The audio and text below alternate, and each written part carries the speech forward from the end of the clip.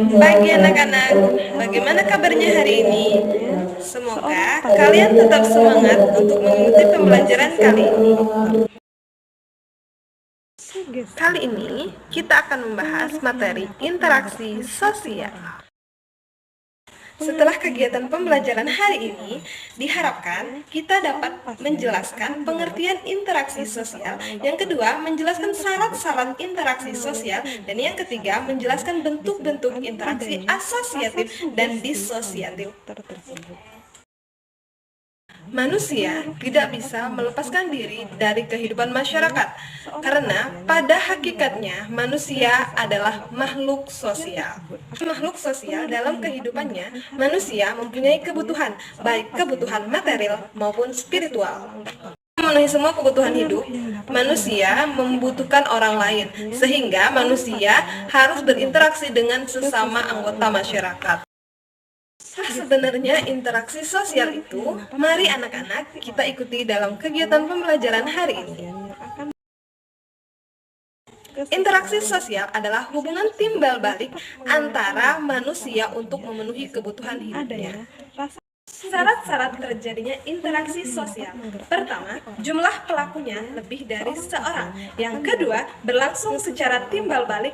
Yang ketiga, adanya komunikasi antar pelaku dengan menggunakan simbol-simbol yang disepakati. Dan yang keempat, adanya suatu tujuan tertentu berdasarkan pelakunya.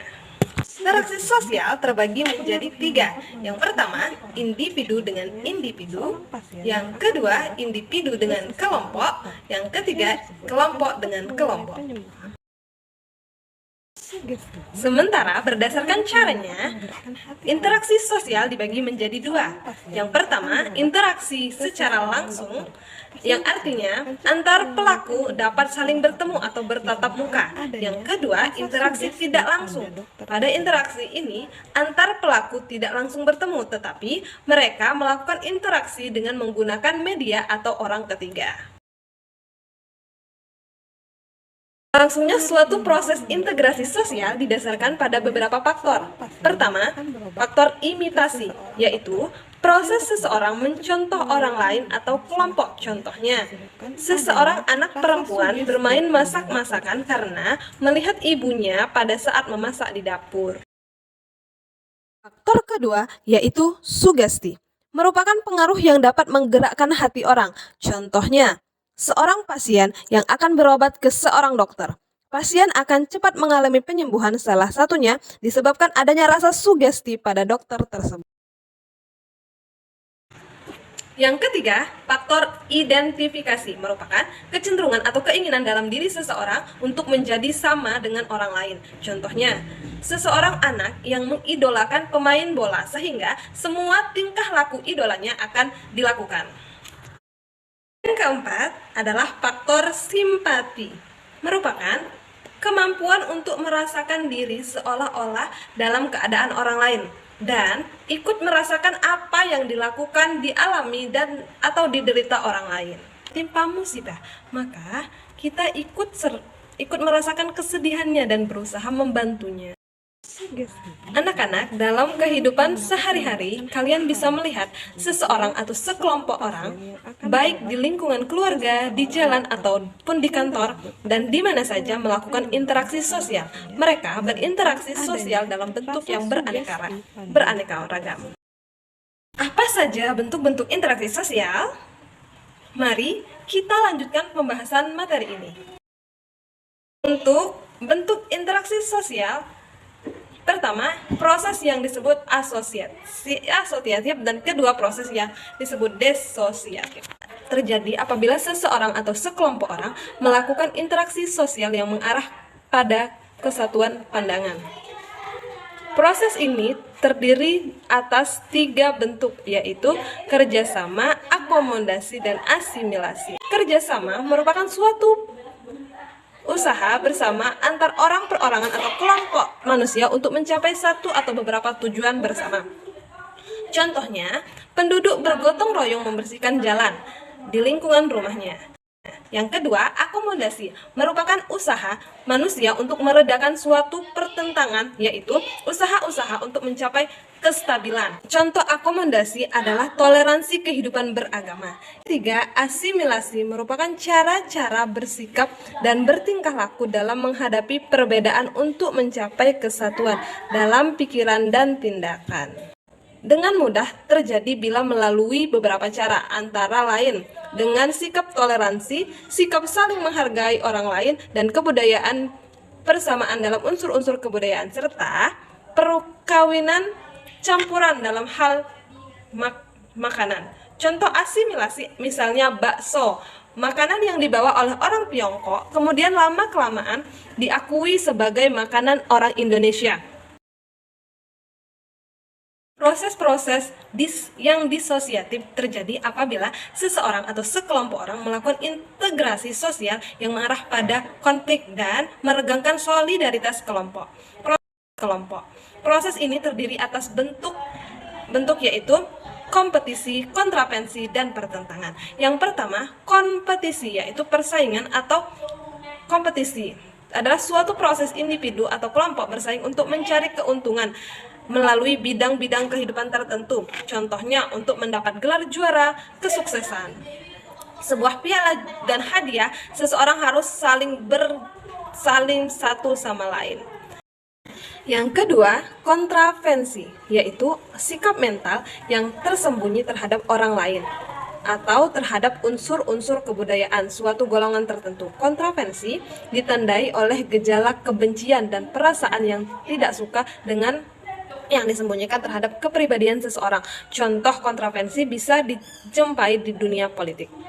Yang ketiga, pertentangan atau konflik, suatu proses di mana individu atau kelompok berusaha untuk memenuhi tujuannya dengan jalan menentang pihak yang disertai dengan ancaman kekerasan. Perbedaan antara individu dengan individu, perbedaan kebudayaan, perbedaan kepentingan, dan perbedaan perubahan sosial. Nah, anak-anak, bagaimana? Sudah paham kan tentang interaksi sosial? Sampai sini dulu pembahasan materi kali ini. Sampai bertemu lagi pada pembahasan selanjutnya. Kita dengarkan lagu tentang interaksi sosial berikut ini.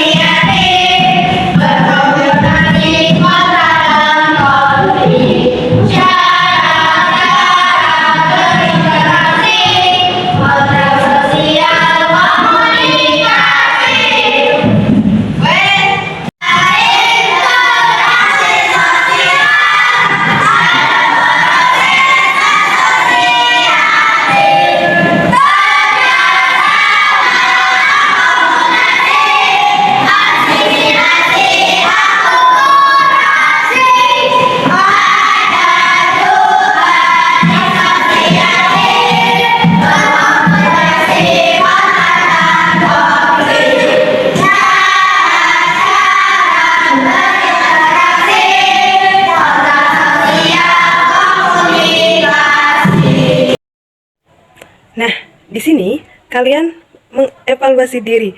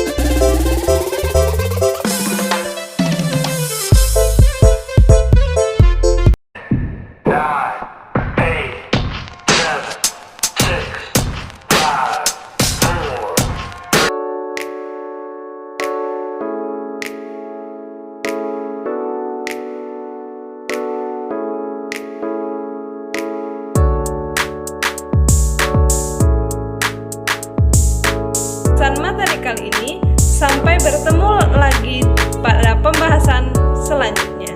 Wassalamualaikum warahmatullahi wabarakatuh.